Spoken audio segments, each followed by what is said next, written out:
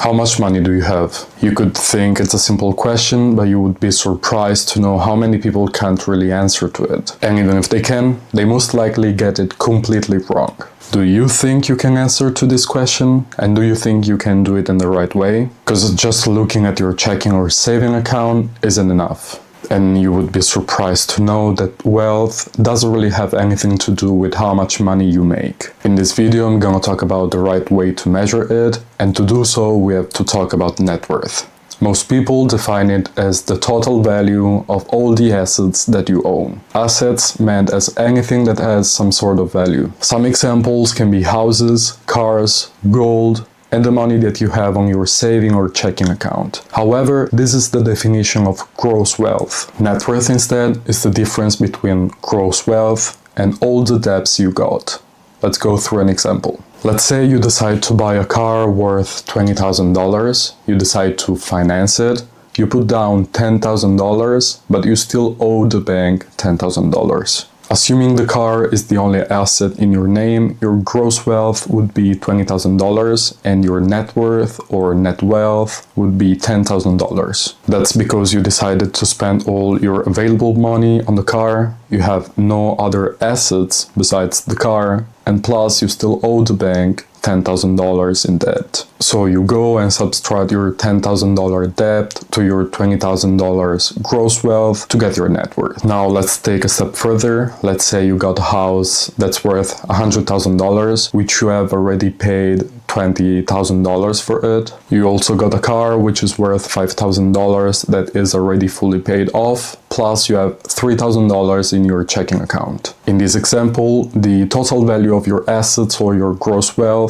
is $100,000 plus $5,000 plus $3,000, which equals to $108,000. In this situation, your only debt is the mortgage that you got on the house, which is the difference between $100,000 and $20,000, and that equals to $80,000 of debt. Now subtracting the debt to the gross wealth gives us your net worth, which is 108,000 minus 80,000, and that equals to $28,000. Now I know what you're thinking. You're probably thinking like, great, now I can calculate my net worth, but why should I care? And it's a fair question. But see, even though you might not have the most complex situation in the world, measuring it and put it on paper can help you gaining awareness of what's your starting point. And that's very useful, because in order to plan your whole journey, your goals and your expectations, you need to take into account your starting point. Let's say you have the goal to run a marathon. If your starting point is being able to run half a mile, we can probably assume that you won't be able to reach your goal in just 1 month.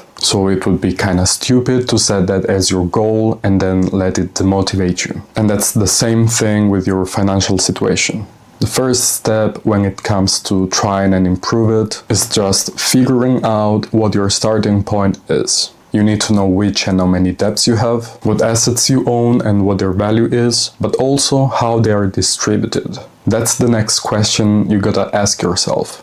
How is my net worth distributed? How is it structured? Do you have, for example, too much real estate and no liquid cash? Or maybe you're holding onto piles of cash and have no long-term investments and no retirement plan. As your wealth grows, you need to pay attention to diversification, which, don't worry if you don't know what it is, it's a topic that I will cover in a future video. Anyway, you don't want to be in one of those situations, because yes, your net worth is important, but it's also important how is it distributed. Quick note, many have the doubt on whether to factor in or not things that may impact their wealth in the future. Things, for example, such as pension or a possible inheritance. And personally, I don't like including these things in my net worth. If I will ever get an inheritance, I will just consider it a bonus. It's not something that I expect. However, technically, credits you own should be considered just as your debts. So now that you hopefully have a clearer vision of what net worth is, how to calculate it and how to do so, let's talk about the average net worth in the United States so that if you want, you can compare yourself to others and realize whether you are ahead or behind the average financial journey.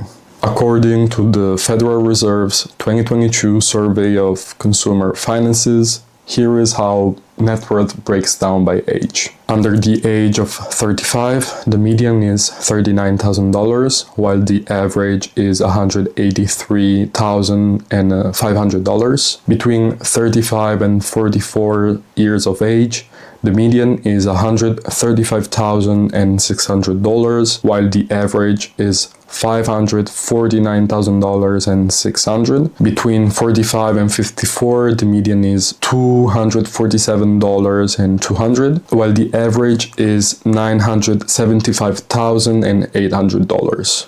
Between 55 and 64 then, the median is $364,500, while the average is $1,566,900. Between 65 and 74 years of age, the median is $409,900, while the average is $1,794,600, while for people 75 years old and over, the median is $335,600, while the average is $1,624,100. So overall, not considering age, the median is $192,700, while the average is $1,063,700. The average net worth here is so high because it's skewed by the ultra wealthy. If you're looking to compare yourself more realistically, the median is a much better benchmark.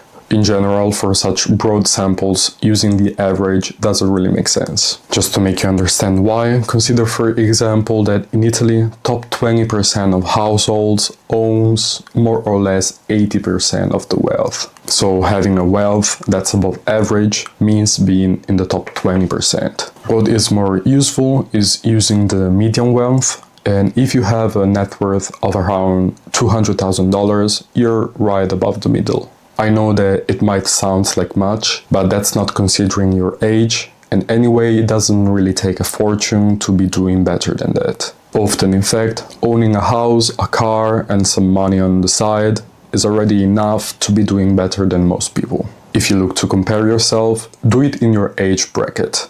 And if you are below the median or the average, don't get desperate. On this channel, I will give you many advices on how to improve your financial situation. And anyway, trust me, it's way less complicated than you might think. Also, if you happen to be here on this channel, this probably means that you care more about improving than others, so be proud of yourself. If you're curious instead about my financial situation, I happen to post every month a financial update where I talk about everything such as my earnings, my expenses, my investments, and of course my net worth. You will be able to find the latest financial update into the description or right here, I think. With this, we got to the end of the video. Remember to hit the like and subscribe button if you appreciated it, and let me know in the comments what your net worth is and how you feel about it. Thanks for the support, and see you guys in the next video. Bye.